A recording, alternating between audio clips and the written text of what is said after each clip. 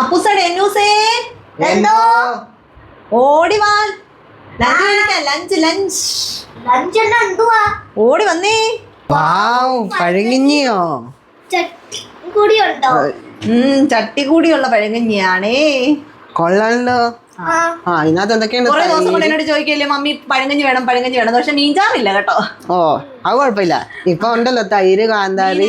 ചൂടായോണ്ട് mummy മേടിച്ചില്ല. മീൻ ഇപ്പൊ വരുന്നൊന്നും fresh അല്ല കേട്ടോ, അപ്പൊ അതുകൊണ്ട് വാങ്ങിച്ചില്ല. ആ, ഇതെന്തൊക്കെയാ ഇതിനകത്തുള്ളേ? നോക്കെന്തൊക്കെയാണെന്ന്.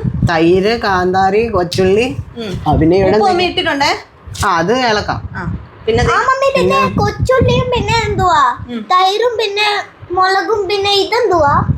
ഇത് നോക്ക്, ഇവിടെ വേറെ സാധനങ്ങളുണ്ടല്ലോ. മാങ്ങാച്ചാറ്, മാങ്ങാച്ചാറ്, മാങ്ങ, ഇനി എന്തോ വേണം. ഇതെല്ലാം വെച്ചൊരു പിടി പിടിക്കണം.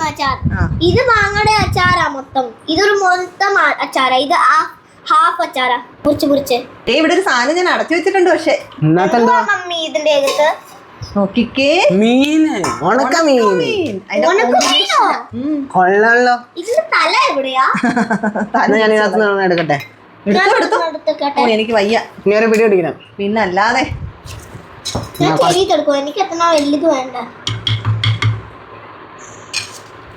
ഈ മാങ്ങയും കൂടെ എടുത്തിട്ട് ഇച്ചിരി ഇളക്ക്. അത് ഇളക്കാം നല്ലപോലെ. അത് മിക്സ് ചെയ്യും നല്ലപോലെ. അപ്പൊ എല്ലാം മമ്മി കുറച്ച് മീൻ കടിച്ചോട്ടെ. ദന്നപ്പനും ഉണക്കമീൻ കഴിക്കുവാണോ ഇന്ന്? കൊള്ളാമോടാ, അടിപൊളിയാ. അപ്പൊ മമ്മി കഴിക്കുന്നില്ലയോ? മമ്മി എന്താ കഴിക്കാത്തെ?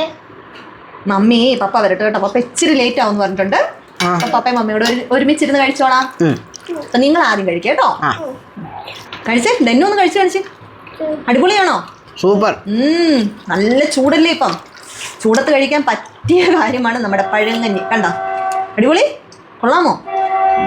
മീൻ്റെ മുള്ളൊന്നും വായി പോകരുത് കേട്ടോ. അപ്പുമോൻ്റെ അനക്കമില്ലല്ലോ. എന്താ അടിപൊളി. അപ്പൊ കഴിക്കേട്ടോ.